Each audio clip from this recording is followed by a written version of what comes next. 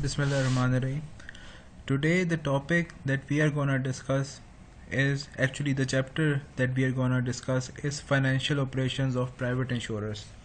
So, we will discuss in this chapter, looking at the contents of the chapter, we will discuss the difference of the financial statements of the insurers to other companies. Then we will discuss the difference of financial statement of different type of insurers, and then we will discuss the rate making process. That is, rate making is actually the pricing of insurance. How is the insurance premium calculated or how it is priced? So that process is called rate making. We will look at the rate making process in all type of insurance, that is property or casualty insurance or the life insurance.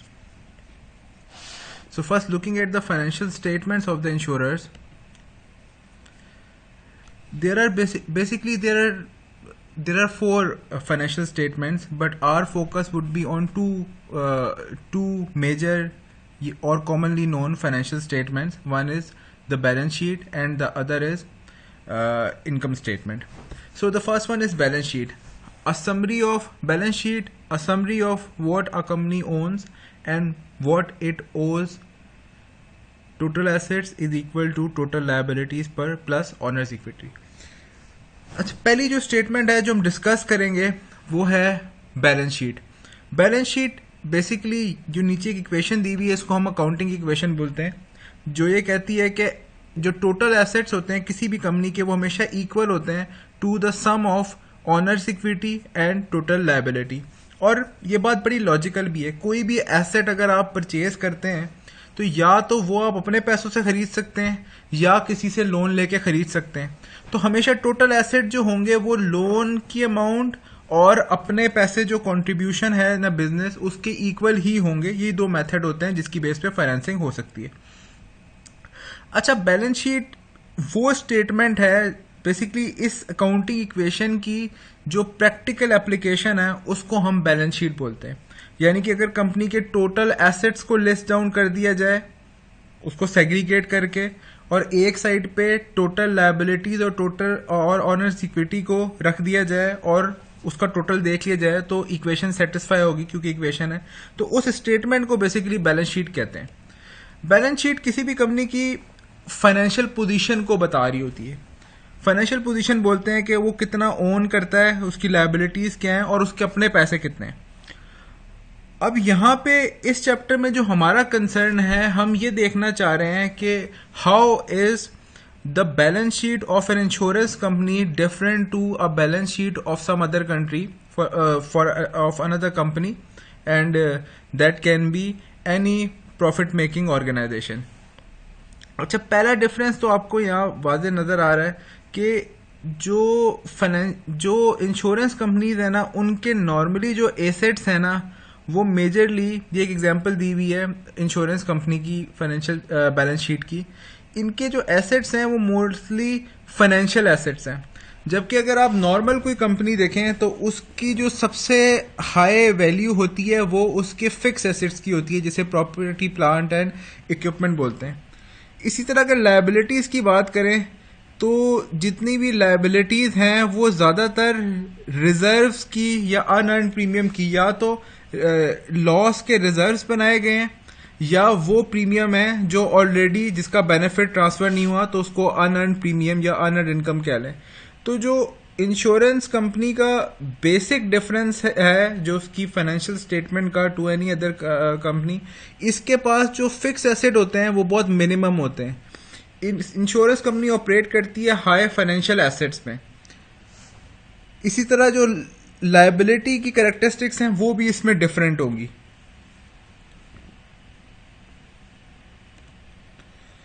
The primary assets for an insurance company are financial assets. जैसे मैंने कहा कि इनके जो major assets होंगे insurance company के वो financial asset होंगे और फिक्स एसेट नहीं होंगे या बहुत मिनिमम होंगे. Insurance liability include required reserves. अच्छा, अब लायबिलिटी जो मेजरली होगी वो रिजर्व्स होंगी. रिजर्व किस किस तरह के हो सकते हैं और लॉस के लिए रिजर्व किस लिए बनाया जाता है कि आप फ्यूचर में जो लॉस एंटिसिपेट कर रहे हैं उसके लिए रिजर्व्स नॉर्मली बनाए जाते हैं। अब लॉस तीन तरह का बेसिकली हो सकता है। A loss reserve is an estimate amount for number 1 claim reported and adjusted but not yet paid. ऐसे क्लेम्स जो रिपोर्ट हो चुके हैं लेकिन अभी तक पे नहीं हुए, तो उसके लिए रिजर्व चाहिए, क्योंकि फ्यूचर में या करंट फाइनेंशियल ईयर में या फ्यूचर पीरियड में कहीं ना कहीं उसको पे तो करना है। Number 2 claims reported and filed but not yet adjusted. अच्छा, अब ऐसे क्लेम है जो कि जिसकी फाइलिंग भी हो चुकी है, रिपोर्ट भी हो चुकी है, फाइलिंग भी हो चुकी है, लेकिन अभी तक एडजस्टमेंट नहीं हुई, तो फिर उसके भी रिजर्व होना जरूरी है। और तीसरे ऐसे क्लेम होंगे जो अभी तक रिपोर्ट ही नहीं हुए, क्योंकि इंश्योरेंस कंपनी है, फोरकास्टिंग होगी, जितनी भी इंश्योरेंस है उसका कोई ना कोई एक्सपीरियंस की बेसिस पे कोई तो उसकी असेसमेंट होगी कि इतने ऑलमोस्ट क्लेम्स आते हैं, तो उसका भी एक रिजर्व होगा। तो बेसिकली लॉस रिजर्व ये तीन तरह के होंगे जो बेसिकली डेवलप होंगे, और मेजर लायबिलिटी जो इंश्योरेंस कंपनी की होगी वो लॉस रिजर्व्स ही होगी। अच्छा, अब ये जो लॉस रिजर्व्स कैलकुलेट होते हैं, इसको कैलकुलेट करने के लिए मेथड्स जो अवेलेबल हैं उसको देख लेते हैं। Case reserves are loss reserves that are established for each individual claim. अब लॉस रिजर्व्स को कैलकुलेट कैसे किया जाता है? मेथड फॉर डिटर्मिनिंग, क्योंकि रिजर्व्स जो है बेसिकली फोरकास्टिंग की बेसिस पे हो रहे हैं, कोई ना कोई उसके पीछे प्रूडेंस या असेसमेंट है। जिस तरह हमने बात की कि फ्यूचर क्लेम के लिए भी रिजर्व्स बनाए गए हैं, तो फ्यूचर क्लेम की अमाउंट तो एक्चुअली अनसर्टेन है, तो कोई ना कोई उसकी बेसिस होगी जिसकी बेस पे रिजर्व बनाए गए हैं। प्रैक्टिकली जो क्लेम्स होंगे वो उससे ज्यादा भी हो सकते हैं और उससे कम भी हो सकते हैं, और वो उस कंपनी का प्रॉफिट या लॉस हो जाएगा उस केस में जो फर्दर पीरियड्स में। Methods for determining case reserve include number 1, पहला मेथड जो हमारे पास अवेलेबल है रिजर्व्स को कैलकुलेट करने के लिए, that is the judgement method. A claim reserve is established for each individual claim computer program estimation. पहला तरीका तो ये है कि जजमेंट मेथड के इसमें कंप्यूटर प्रोग्राम्स भी अब डेवलप हो गए हैं, लेकिन ये जजमेंट मेथड है कि आप हर क्लेम को इंडिविजुअली असेस करके उसको जज किया जाए कि इसका एवरेज क्लेम कितना हो सकता है, और ये हर टाइप की इंश्योरेंस में ये डिफरेंट होगा, और जजमेंट की बेसिस पे एक्सपर्ट्स होंगे, अपने जजमेंट की बेसिस पे जो उसके अंदर पास डेटा भी यूज हो सकता है, प्योर जजमेंट भी यूज हो सकती है, तो एक्सपीरियंस की बेसिस पे जो रेटिंग होगी और उसकी बेसिस पे जो रिजल्ट्स कैलकुलेट होंगे उसको हम बोलेंगे the judgement method. Second is the average value method. The average value is sign to each claim, large number of claims and small amount. अच्छा, जहां पे तो क्लेम्स बहुत लार्ज नंबर के होते हैं, जैसे हम बात कर रहे थे व्हीकल इंश्योरेंस की, तो व्हीकल नॉर्मली जो होती हैं वो बहुत ज़्यादा होती हैं, और आप असेस कर सकते हैं कि ये परसेंटेज ऑफ लॉस है, आप एक्सीडेंट की रेशियो निकाल सकते हैं। तो ऐसे केस में जब एक्सपोजर यूनिट ऑलमोस्ट आइडेंटिकल है, मतलब आइडेंटिकल नहीं है लेकिन वैल्यू ऑलमोस्ट एक स्लैब रेट में आप उसको कर सकते हैं। पाकिस्तान में मेरे ख्याल से अगर 90% गाड़ियां जो होंगी वो मेरे ख्याल से 1 मिलियन से 4 मिलियन के ब्रैकेट में ही फॉल कर रही होंगी, तो उसकी कोई परसेंटेज की बेसिस पे उसका एक क्लेम का उसकी एवरेज निकाल के अगर उसे असेस किया जा रहा है कि ऑलमोस्ट 1 मिलियन पे ऑलमोस्ट इतना जो है वो लॉस होता है एवरेज बेसिस पे, तो अगर उसकी बेसिस पे लॉस रिजर्व बनाया गया है तो ऐसे में इस मेथड को हम बोलते हैं the average value method. And the third one is tabular method. अच्छा, टेबुलर मेथड नॉर्मली ज्यादातर ये जो कॉमन है ये लाइफ इंश्योरेंस में कॉमन है। मैंने आपको बताया था कि लाइफ इंश्योरेंस में जो रिजर्व बनता है वो एज की बेसिस पे भी बनता है। अगर आप मेडिकली फिट हैं तो एज एक फैक्टर है। Of course life is uncertain but still age एक फैक्टर है। जो यंग होगा उसके लाइफ इंश्योरेंस के क्लेम होने के चांसेस कम है, जबकि जिसकी एज 60 अबव होगी उसके लाइफ इंश्योरेंस के क्लेम होने के चांसेस ज्यादा है, प्रोबेबिलिटी हायर है। तो एक टेबुलर मेथड भी यूज हो सकता है जिसकी बेस पे मतलब यूनिट्स की असेसमेंट की जाए और एक यूनिट को कोई वैल्यू असाइन किया जाए। जैसे कि लाइफ इंश्योरेंस की मैंने एग्जांपल दी, तो जो 28 ईयर का शख्स है उसका जो रेट होगा वो डिफरेंट होगा लॉस रिजर्व का, और जो 60 इयर्स का होगा उसका लॉस रिजर्व का रेट डिफरेंट होगा, और उसकी बेसिस पे जितनी इंश्योरेंस अवेलेबल हैं उनको मल्टीप्लाई करके सम अप किया जा सकता है। तो टेबल की बेसिस पे भी लॉस रिजर्व हो सकते हैं। तो तीन बेसिकली मेथड हमने देखे। पहले में जजमेंट यूज हो रही है, दूसरे में एवरेज यूज हो रहा है जो कि हमने पास एक्सपीरियंस से या पास डेटा से लिया, और तीसरे में टेबल यूज हो रहा है क्योंकि हम कह रहे हैं कि हर एक्सपोजर यूनिट का एक्सपोजर प्रोबेबिलिटी ऑफ लॉस थोड़ा सा डिफरेंट है। तो तीन मेथड हैं बेसिकली रिजर्व्स को कैलकुलेट करने के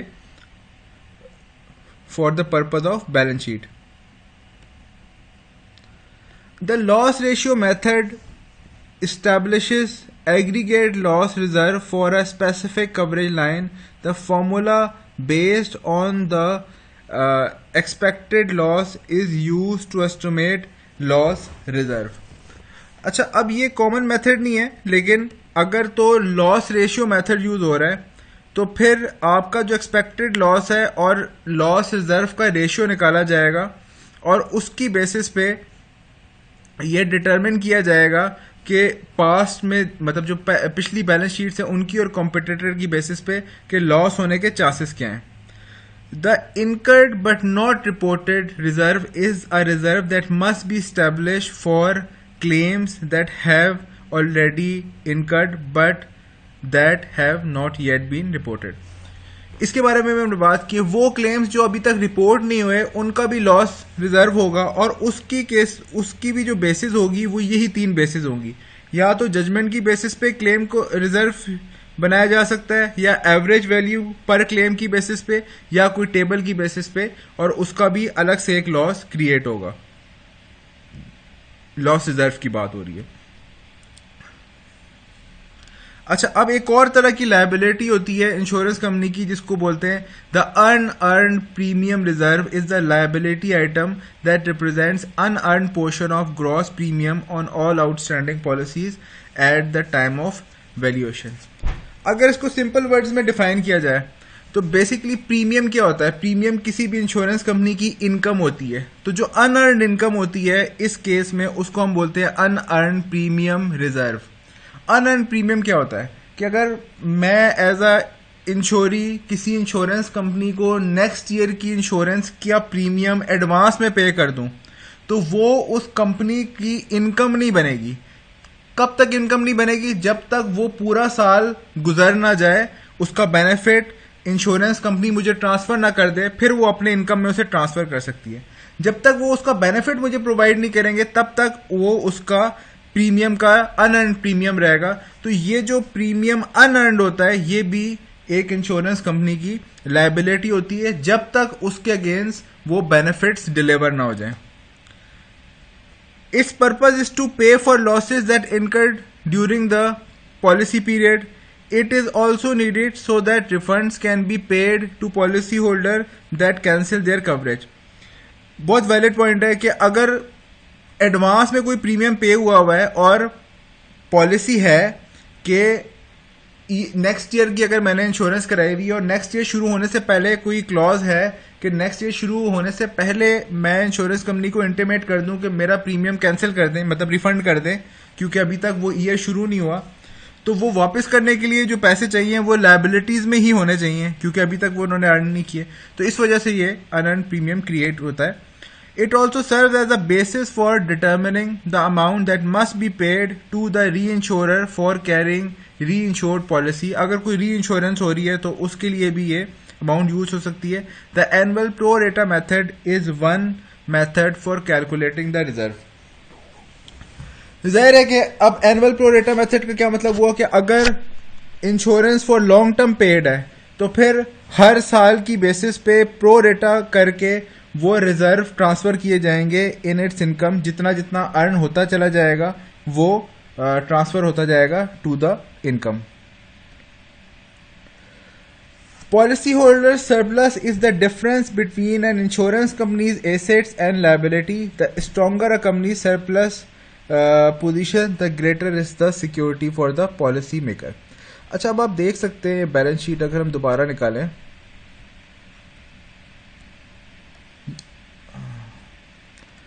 यहाँ पे देखें कि बेसिकली जो पॉलिसी होल्डर के बेनिफिट है ना, वो सारे लाए कर रहे हैं इन एसेट्स में।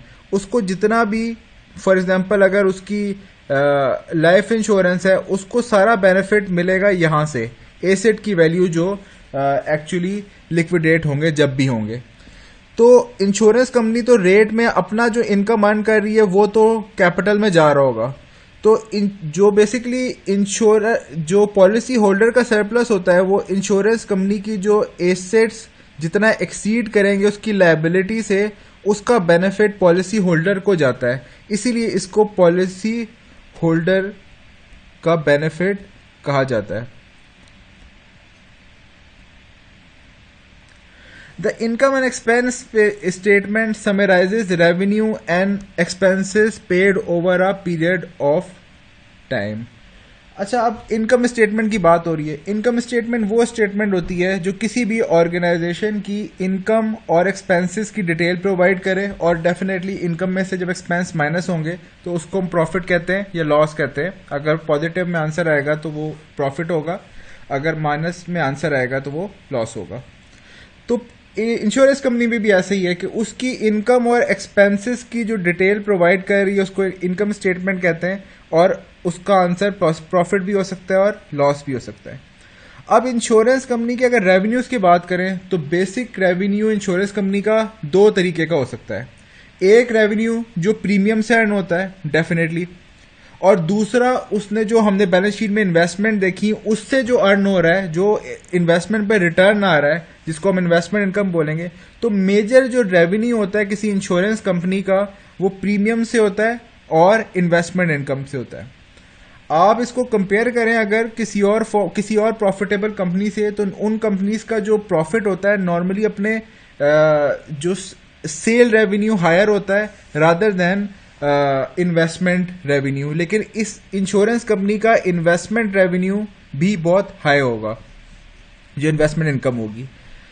Expenses include the cost of adjusting claims, paying the insurance losses that occur, commission to agent, premium taxes and general insurance expenses. अब ये भी सेल्फ एम्प्लॉयड है कि इंश्योरेंस कंपनी के एक्सपेंसेस क्या हो सकते हैं। जो क्लेम पे किए जा रहे हैं वो एक्सपेंस होंगे उसके। अगर कोई एजेंट रखे हुए हैं जिनको कमीशन देना पड़ता है वो उनके एक्सपेंस होंगे। अगर कोई टैक्स हो रहा है तो वो भी, प्रीमियम पे टैक्स अप्लाई हो रहा है तो वो भी उनके एक्सपेंसेस होंगे। और जनरल इंश्योरेंस के जो भी एक्सपेंसेस आते हैं जो कि उनको मीट करने पड़ते हैं, वो नॉर्मली इंश्योरेंस कंपनी के एक्सपेंसेस होते हैं। ये एक डिपिक्शन है of insurance companies expenses. Actually insurance company की पूरी इनकम स्टेटमेंट है। आप देख सकते हैं कि इनकी जो मेजर इनकम है वो प्रीमियम से आई हुई है, और ये कितनी है, 205 मिलियन। अच्छा, अब इनकी जो इन्वेस्टमेंट इनकम है टोटल वो 18 मिलियन है। इसका मतलब कि ये दो मेजर सोर्स ऑफ इनकम है जो इंश्योरेंस कंपनी की होती हैं। और उसके अलावा आप देख सकते हैं कि जो एक्सपेंसेस हैं उसकी नेचर देख सकते हैं कि जो लॉसेस के जो क्लेम होते हैं वो इनके एक्सपेंसेस हैं। कमीशन पे करना पड़ सकता है, टैक्स पे करना पड़ सकता है, और कोई अंडर राइटिंग जो कि रेट मेकिंग में यूज होती है उसके जो एक्सपेंडिचर्स हैं। तो ये बेसिकली इनकम स्टेटमेंट है इंश्योरेंस कंपनी की, और ये एक नॉर्मल कंपनी की इनकम स्टेटमेंट से खासी डिफरेंट है। जो नॉर्मल कंपनी की इंश्योरेंस होती है उसके अंदर नॉर्मली सेल्स होती है, उसके अंदर कॉस्ट ऑफ गुड्स सोल्ड होते हैं और ग्रॉस प्रॉफिट कैलकुलेट किया गया होता है। यहाँ पे क्योंकि ये मैन्युफैक्चरिंग इंडस्ट्री तो है नहीं, इसलिए ग्रॉस प्रॉफिट को कैलकुलेट करने की जरूरत नहीं है। अल्टीमेटली इसका नेट प्रॉफिट कैलकुलेट होगा by adding all the revenues and then subtracting all the expenses and then deducting the taxes.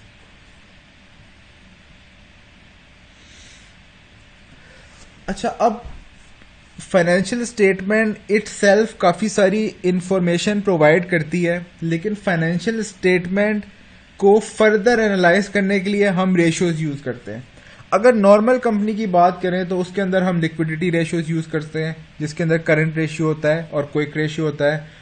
उसके बाद हम वर्किंग कैपिटल के कुछ रेशियोज यूज़ करते हैं। उसके बाद हम लीवरेज के कुछ रेशियोज यूज़ करते हैं। लेकिन ये सारे रेशियोज इनकम, ये इंश्योरेंस कंपनी के जो रेशियोज होंगे वो डिफरेंट होंगे। ये रेशियोज इन पे अप्लाई नहीं किए जा सकते क्योंकि इनके एसेट और लायबिलिटी और इनकम स्टेटमेंट का स्ट्रक्चर ही बिल्कुल डिफरेंट है। तो इंश्योरेंस कंपनी को असेस करने के लिए जो रेशियोज तीन चार यूज होते हैं उसको देख लेते हैं। पहला रेशियो जो यूज होता है, the loss ratio. The loss ratio is the ratio of incurred losses and loss adjustment expense to premium. अच्छा, पहला रेशियो ये बता रहा है कि जो लॉसेस का क्लेम है उसका और प्रीमियम का रेशियो कितना है। ये लॉस रेशियो जितना कम होगा उतनी कंपनी अच्छा परफॉर्म कर रही है। इसका फॉर्मूला है incurred losses plus loss adjusted expense divided by premiums earned. ये लॉस रेशियो जितना लोअर होगा, अब ये रेशियो दो तरीके से यूज हो सकते हैं। या तो परफॉर्मेंस को पास्ट ईयर से कंपेयर किया जाने के लिए ये रेशियोज यूज होते हैं, या इस कंपनी को किसी और कंपनी के साथ कंपेयर करने के लिए रेशियोज यूज हो सकते हैं। तो इन एनी केस अगर दो कंपनी को कंपेयर किया जा रहा है तो जिस कंपनी का लॉस रेशियो लोअर होगा ये कहा जा सकता है उसकी परफॉर्मेंस बेटर है। और अगर ईयर टू ईयर कंपैरिजन है तो जिस ईयर में ये लॉस रेशियो लोअर होगा ये कहा जा सकता है कि उस ईयर की परफॉर्मेंस बेटर है। दूसरा रेशियो यूज होता है the expense ratio. The expense ratio is equal to company's underwriting expenses during the divided by return premiums. Again ये रेशियो अंडर राइटिंग एक्सपेंस को कवर करने के लिए प्रीमियम जो इस्तेमाल हो रहा है उसका कवरेज देख रहा है। ये रेशियो भी जितना लो होगा उतना कंपनी के लिए बेटर होगा। The combined ratio is the sum of loss ratio and the expense ratio. Positive ratio indicate an underwriting loss.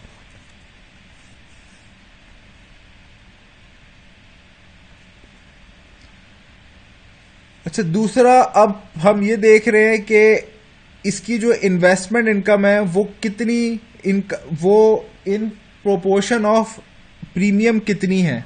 तो अगर एक रेशियो यूज होता है the investment income ratio that compares the net investment income to earn premium.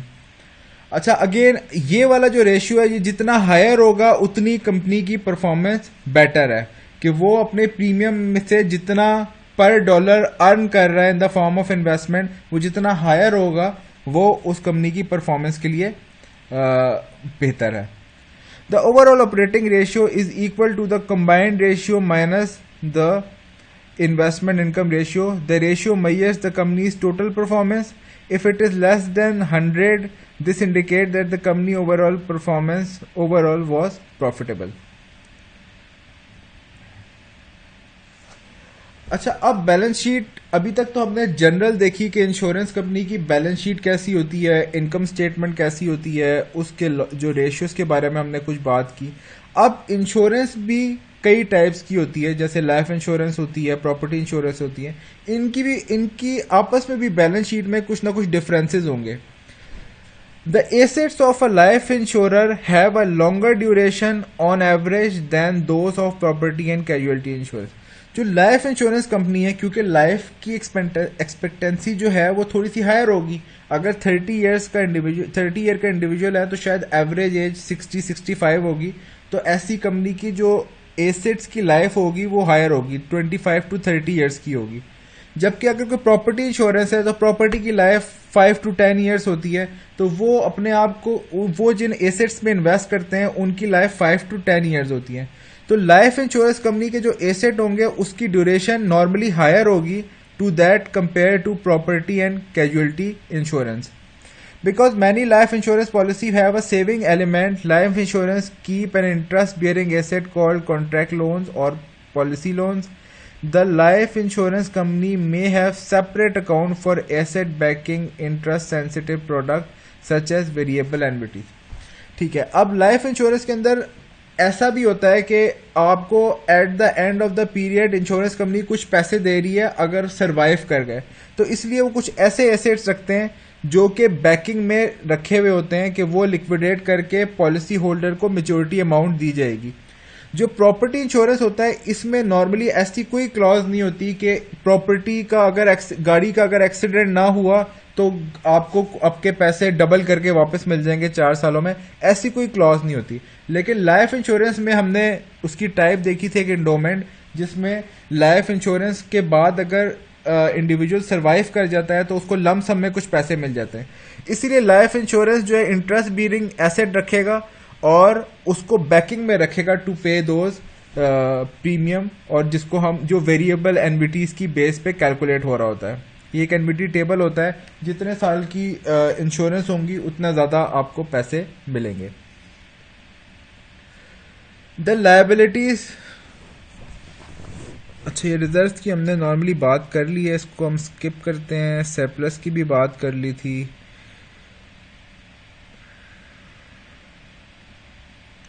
A number of measures can be used to gauge the performance of life insurance, pre-tax और after tax net income versus total। अच्छा ratios भी हमने discuss कर लिए।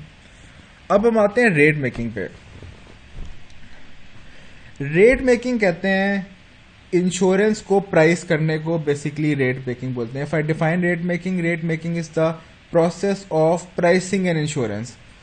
कि ये हमने premium की इतने सारे चैप्टर्स में बात की है। ये प्रीमियम को कैसे डिफाइन किया जाता है, कि कैसे प्रीमियम एक्चुअली जो है उसको जज कैसे किया जाता है कि ये रेट होगा फॉर द इंश्योरेंस। अच्छा पहली जो चीज़ होती है जिसको देखती है that is state law requirement. पहला तो ये देखेंगे कि स्टेट की क्या रिक्वायरमेंट है फॉर अ प्रीमियम और for the rate making process. The rate should be adequate for paying all losses and expenses. Rate should not be excessive such that policyholders are paying more than the actual loss of their protection. Rates must not be unfairly discriminated. Exposures that are similar with respect to losses and expenses should not be charged significantly different rate. तो simple जो state की requirement ये है कि एक तो rate बहुत ज़्यादा हाई नहीं होने चाहिए, क्योंकि इंश्योरेंस को स्टेट भी प्रमोट कर रही होती है। और हमने इसका पहले चैप्टर जो हमने पढ़ा था उसमें देखा था इंश्योरेंस का फ़ायदा क्या हो रहा था इकोनॉमी को। पहली चीज़, रेट सिग्निफिकेंटली हायर नहीं होने चाहिए। जो लॉसेज हैं उस पर इंश्योरेंस कंपनी अपना रीजनेबल प्रॉफिट ले सकता है और उसकी बेसिस पे रेट डिफाइन कर सकता है। दूसरा जो मैंडेटरी रिक्वायरमेंट है वो ये है कि सेम जो एक्सपोजर यूनिट होगा, अगर दो सेम कार्स हैं सेम प्राइस की तो उनकी जो इंश्योरेंस का प्रीमियम होगा वो भी सेम होगा। इसी तरह अगर दो मेडिकली फिट पर्सन्स हैं और उनकी एज भी सेम है तो उनका लाइफ और एक ही तरह की लाइफ इंश्योरेंस वो करा रहे हैं तो उनका भी प्रीमियम सेम होना चाहिए। तो स्टेट की सिंपल दो मेजर रिक्वायरमेंट है कि एक तो रेट एडिक्वेट होने चाहिए और रेट जो है डिस्क्रिमिनेटरी नहीं होने चाहिए। अच्छा, बिजनेस पर्पस के लिए ऑब्जेक्टिव्स क्या होने चाहिए रेट मेकिंग के?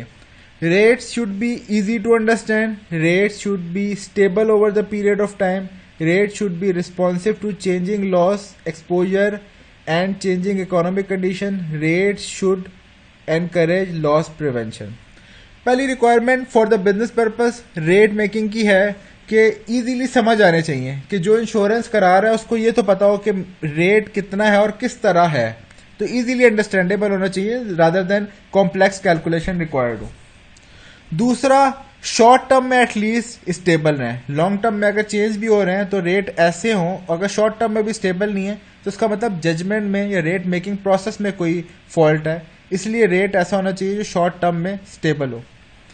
अगर कोई इकोनॉमी की कंडीशन ही चेंज हो गई हैं तो फिर एटलीस्ट उससे रिस्पॉन्सिव हो, अदरवाइज इंश्योरेंस कंपनी का जो रिस्क है एक्सपोजर बहुत हाई हो जाएगा। और फोर्थ वन इज रेट ऐसा होना चाहिए जो लॉस प्रिवेंशन को एनकरेज करे रादर देन लॉस मेकिंग को एनकरेज करे। तो इसलिए आप देखिएगा कि जो इंश्योरेंस कंपनीज होती हैं उनका जब क्लेम आप करें ना तो वो साथ में डेप्रिसिएशन चार्ज करती हैं प्रॉपर्टी के केस में, और इसकी वजह यही होती है कि वो बेसिकली लॉस प्रिवेंशन को एनकरेज कर रही होती हैं, क्योंकि अगर तो लॉस होगा तो सिर्फ अकेली वो इंश्योरेंस कंपनी का लॉस नहीं होगा बल्कि इंडिविजुअल को भी उसका कोई सर्टेन अमाउंट पे करनी पड़ेगी। अच्छा, अब रेट किसे कहते हैं? A rate is a price per unit of insurance. अब एक यूनिट इंश्योरेंस की जो प्राइस है उसको रेट बोलते हैं। अब वो यूनिट कुछ भी हो सकता है कि एक गाड़ी को उन्होंने एक यूनिट कहा हो गया हो। अगर लाइफ इंश्योरेंस की बात हो रही हो तो शायद 1 मिलियन की इंश्योरेंस को 1 यूनिट कहा गया हो, या 1 लाख की इंश्योरेंस को 1 यूनिट कहा गया हो। तो उस एक जो यूनिट का जो रेट होता है, अगर 1 लाख की इंश्योरेंस कराने का जो रेट होगा उसको हम रेट बोलेंगे। N exposure unit is the unit of measurement use in insurance pricing, for example a car year. ठीक है, अगर 1 साल के कार की बात कर रहे हैं तो फिर उसको भी एक्सपोजर यूनिट कहा जा सकता है। The pure premium is the portion of the rate needed to pay losses and loss adjustment expenses. अच्छा, प्योर प्रीमियम वो प्रीमियम है जो बेसिकली जजमेंट, ये जितनी भी जो भी हम उसके मेथड देखेंगे आगे, मेथड की बेसिस पे वो प्रीमियम है जो सिर्फ लॉस को कवर करने के लिए जरूरी है। जो उसके ऊपर इंश्योरेंस कंपनी प्रॉफिट के तौर पे लेगी उसको लोडिंग कहा जाता है। तो प्योर प्रीमियम वो प्रीमियम है जो कि लॉस को कवर करने के लिए जरूरी है। लोडिंग उसके ऊपर की अमाउंट है जो इंश्योरेंस कंपनी अर्न कर रही है, और प्योर प्रीमियम और लोडिंग को अगर हम प्लस कर दें तो ये ग्रॉस रेट बन जाता है, जिसे आप ग्रॉस प्रीमियम भी बोल सकते हैं। अब रेट मेकिंग की जो मेथड्स हमारे पास अवेलेबल है, इंश्योरेंस की प्राइसिंग के जो मेथड्स अवेलेबल हैं उसको डिस्कस कर लेते हैं। There are 3 basic methods, 3 basic rate making methods in property and casualty insurance.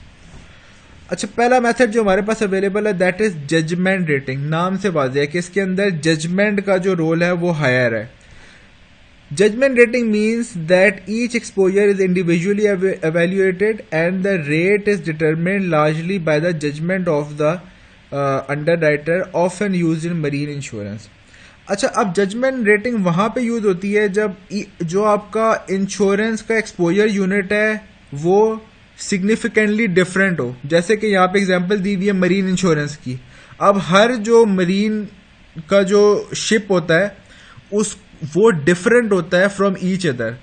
हो सकता है कार के केस में ऐसा ना हो, कार जो है वो एक ही तरीके की हो, एक अगर कंपनी की कार है वो एक ही हो, लेकिन जो शिप होगा वो हर शिप की वैल्यू और उसके फीचर्स डिफरेंट होंगे।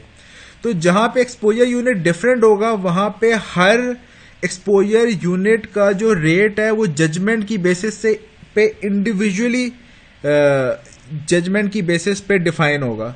तो ऐसी इंश्योरेंस में नॉर्मली जो मेथड यूज होता है उसको जजमेंट रेटिंग बोलते हैं। जो सेकंड हमारे पास मेथड अवेलेबल है that is class rating. Class rating means that exposures with similar characteristics are placed in the same underwriting class and each is charged at same rate. अच्छा, अब ये जो class rating तब use होता है जब exposure similar nature के हैं। मतलब आपकी व्हीकल इंश्योरेंस में, लाइफ इंश्योरेंस में मैंने कहा कि अगर एज सेम है और मेडिकली फिट है इंडिविजुअल तो उसका एक्सपोजर जो है प्रोबेबिलिटी ऑफ लॉस सेम है। तो अगर एक ही जैसे एक्सपोजर यूनिट्स हैं तो वहां पे फिर क्लास को डिफाइन कर दिया जाएगा और दोनों एक्सपोजर यूनिट की जो प्रीमियम होगा उसकी वैल्यू एक ही होगी। The class rates are determined by using 2 method. अब ये क्लास को भी 2 मेथड से डिटरमिन किया जा सकता है। Under the pure premium method, the pure premium can be determined by dividing the dollar amount of incurred losses and loss adjusted by the number of exposure unit. सबसे easy method ये है कि आप पास data निकाल लें और जो loss हुआ है उसका और प्रीमियम का रेशियो ले लें और आप देख लें कि जो एक्सपोजर यूनिट है उसकी प्राइस क्या बनती है। मतलब पास डेटा की बेसिस पे अगर डिटरमिन हो रहा है तो उसको हम और ये प्योर प्रीमियम की बात हो रही है कि जिसके अंदर लोडिंग का इफेक्ट शामिल नहीं है, और लोडिंग फिर उसके बाद डेफिनेटली ऐड हो जाएगी। Under the loss ratio method, the actual loss ratio is compared with the expected loss ratio and the rate is adjusted accordingly. यहाँ पे क्या हो रहा है कि आपका लॉस रेशियो को कंपेयर किया जा रहा है। लॉस रेशियो क्या है कि बेसिकली आपके प्रीमियम में से कितना परसेंट जो है वो लॉस हो रहा है। मतलब प्रीमियम कितना परसेंट लॉस, अगर 70% उसको एक्सपेक्टेड लॉस रेशियो से कंपेयर किया जा रहा है कि कंपनी एक्सपेक्ट ये करती है कि जो आपका प्रीमियम है उसका 80% यूज हो टू पे द लॉसेस और 20% कंपनी अर्न कर ले। तो उस रेशियोज को अगर कंपेयर करके रेट डिटरमिन किया जा रहा है तो इस मेथड को हम लॉस रेशियो मेथड कहेंगे। ये जो पहला मेथड है इसकी बेसिस पे जो रेट निकलेगा वो प्योर प्रीमियम का निकलेगा और लोडिंग उसके अंदर ऐड होगी। जो सेकंड मेथड है उसके अंदर जो रेट निकलेगा वो ऑलरेडी लोडिंग जो ऐड होने के बाद का रेट होगा और वो रेट प्रॉफिट के साथ एप्लीकेबल होगा।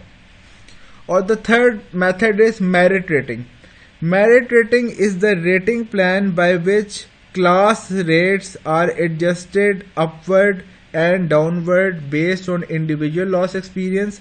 अच्छा, मेरिट रेटिंग के अंदर क्या होता है कि आपका जो प्रीमियम है या रेट है वो एडजस्ट किया जाता है अपवर्ड या डाउनवर्ड जब मतलब आपकी डेटा जो है अवेलेबिलिटी उसकी ज़्यादा हो जाती है। जिस तरह ईयर ऑनवर्ड मूव करता जाता है पास डेटा की बेसिस पे और लॉस एक्सपीरियंसेस की बेसिस पे ये रेट रिवाइज होता रहता है हर साल। और ये नॉर्मली तब होता है जहाँ पे जो एक्सपोजर यूनिट हैं वो थोड़े से डिफरेंट होंगे। जैसे नीचे एग्जांपल दी गई है,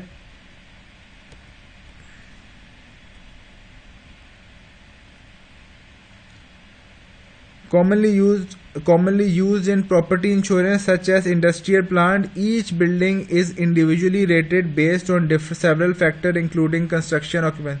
जिस तरह अब हर बिल्डिंग डिफरेंट होती है तो उस मतलब अब ये शिप की तरह डिफरेंट नहीं होती कि टोटली डिफरेंट हो, लेकिन स्टिल उसके अंदर काफी सारे फीचर्स डिफरेंट होते हैं। तो ऐसे केस में मेरिट रेटिंग यूज होती है।